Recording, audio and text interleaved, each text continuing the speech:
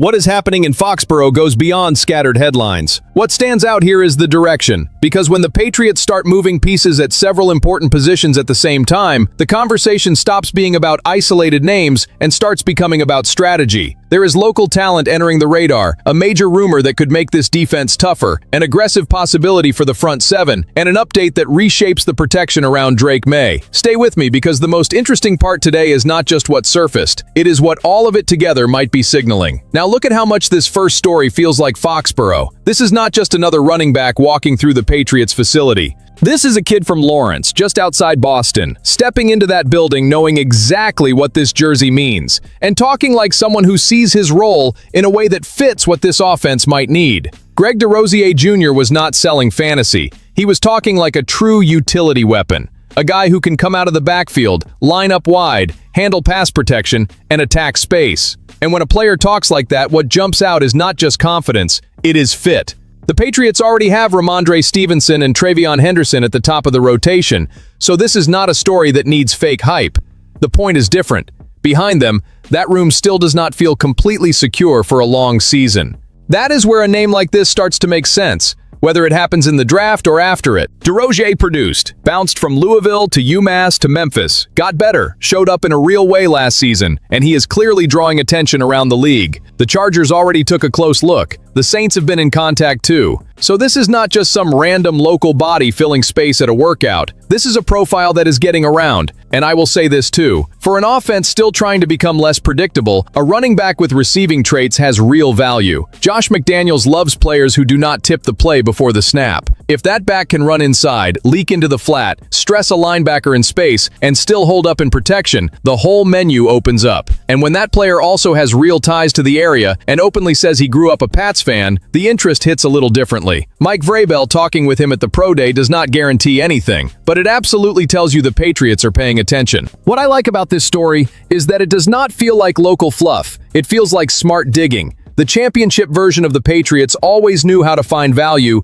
where other people only saw depth. If Desrosiers gets his foot in the door here, he could be exactly that kind of name who arrives with no national noise and suddenly starts carving out snaps because he makes the offense breathe easier. If this movement in New York is real, then the Patriots need to step into that conversation like a serious team. Because this is not about some minor defensive tweak. This is Dexter Lawrence, a player who changes the line of scrimmage, changes an offense's plan, and changes how everybody else on the defense gets to play around him. When reports start surfacing about a contract standoff with the Giants right before the draft, the Patriots cannot afford to sit back and just watch. There are moments when waiting for the board to move on its own is a mistake. There are moments when you pick up the phone and ask the price. And this is the part that really grabs me. The Patriots have been pretty clear about what they want from this draft. Build the trenches, get younger, get tougher up front. Great, but one thing does not cancel out the other. If there is a legitimate chance to bring in a proven wrecking ball, a locker room leader, a Pro Bowl level presence, and one of the best interior disruptors in football, then you at least explore it. Especially when Christian Barmore and Milton Williams already give you signs that this front could become a problem in a hurry. Just imagine what that looks like with Lawrence in the middle of it. Imagine the kind of chaos that creates for opposing quarterbacks. Some fans are going to freeze up because of the contract, fair enough. But dominant defenses cost real money. What costs even more is spending year after year trying to find impact that already exists on someone else's roster. Lawrence is not a college projection. He is not a developmental piece. He is not somebody you stash and wait on. He is ready-made, battle-tested, used to carrying real workload, and even after a season that fell below his normal standard,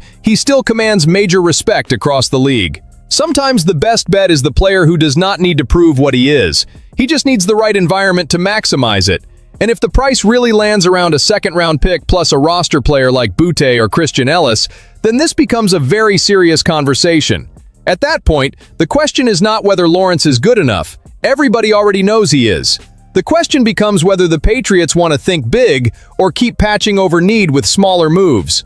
And honestly, for a team trying to bring fear back to its identity, this is exactly the kind of move that sends a message to the rest of the AFC before September even gets here. Now here comes the kind of idea that might throw some people off at first, but makes more sense the longer you sit with it. If that mock has Alex Highsmith landing with the Patriots through a second-round pick trade, and if that reflects any real kind of market possibility, then this is not just random off-season fantasy. This is a chance to speed up an entire defense, because this is not only about adding another linebacker, this is about dropping an experienced, physical, productive pass rusher into the system and raising the level of the whole front seven without needing a long adjustment period. The roster has some important names, no doubt. Harold Landry III and Robert Spillane helped stabilize the room. But last season exposed something uncomfortable. When injuries hit, the depth started to wobble. And real contenders cannot depend on luck to stay sturdy for 4 straight months. Highsmith changes that equation because he gives you more than pretty stats. He sets the edge, he hunts quarterbacks, he plays with discipline, and he brings the kind of energy where even if he is not showing up in the highlight, he is still in the middle of the game.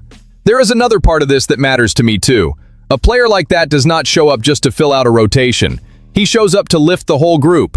When you add a guy who is used to playing in a hard physical environment next to defenders who already bring weight to this unit, the entire identity gets meaner. And that lines up perfectly with what Mike Vrabel is trying to build. A defense that is less reactive, more suffocating, and more in control of the game. Highsmith could be that kind of piece. That is why I do not treat this like empty mock draft fluff. I treat it like an idea that fits exactly with the kind of defensive identity New England is trying to get back. Would it cost a premium pick? Yeah, it would. But picks are supposed to help you land players who change your ceiling, not just stack more hope on the board. If Pittsburgh is open to talking, I would absolutely push that conversation. Patriots Nation, I want your honest read on this one. Are you sending that second rounder for immediate impact, or are you holding the ammo and staying on the traditional draft path? And this fourth story hits an area that, to me, separates a promising team from a truly ready one. Because when Elliott Wolf says the expectation is that Morgan Moses will be back, the whole conversation around right tackle changes instantly. This is no longer about scrambling for a starter just to get through week 1. This becomes about breathing room, smarter planning, and attacking the draft the right way. And for a roster that has to protect Drake Maye better than it did in some critical moments, that matters a lot. Moses going into year 13 does not erase his age. It does not erase wear and tear. And it definitely does not make right tackle a finished conversation. But it does bring stability. And stability on the offensive line changes everything. You can bring along a rookie without throwing him into the fire. You can think about succession without panic. You can draft the profile you want instead of drafting out of desperation. The Patriots lost backup pieces like Vidarian Lowe, and Thayer Munford is still out there in free agency, so the need is still real. But now it looks more strategic than urgent, and that is where this story gets genuinely interesting. The Patriots have been tied to names like Max Iheanacher, Travis Burke, and Jude Bowery because they know tackle is not just a today position, it is a now and next position. If Moses comes back motivated, Doug Marrone gets the chance to develop a possible successor without rushing the process.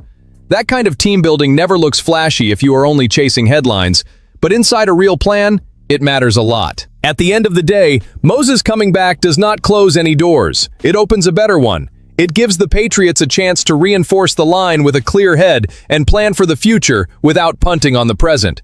And for a team that wants Drake Maye upright, clean, and confident in the pocket, that is a big story. When you put all 4 of these stories together, this does not feel like some quiet offseason. It feels like a Patriots team trying to build real strength, one piece at a time, without losing sight of what matters most. Giving Drake Maye better support, hardening the defense, and bringing back the kind of identity that makes Foxborough feel different. There is local talent trying to break through. There is a heavyweight name who could shake up the front.